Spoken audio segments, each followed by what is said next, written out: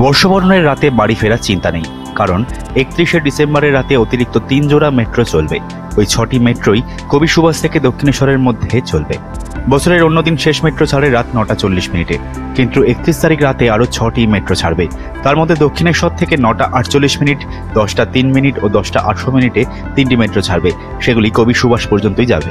অন্যদিকে কবি সুভাষ থেকে 3টি মেট্রো ছাড়বে রাত 9টা 55 মিনিট, 10টা 10 মিনিট ও 10টা 25 মিনিটে।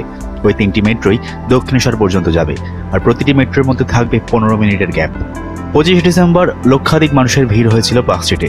ভিড় সামাল দিতে একগুচ্ছ অতিরিক্ত মেট্রো চালানো হয়েছিল। এবার 31শে ডিসেম্বরের জন্য উদ্যোগী কলকাতা মেট্রো।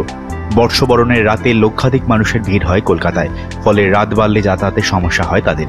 সে কথা মাথায় রেখেই অতিরিক্ত মেট্রো চালানোর সিদ্ধান্ত নিয়েছে কলকাতা মেট্রো।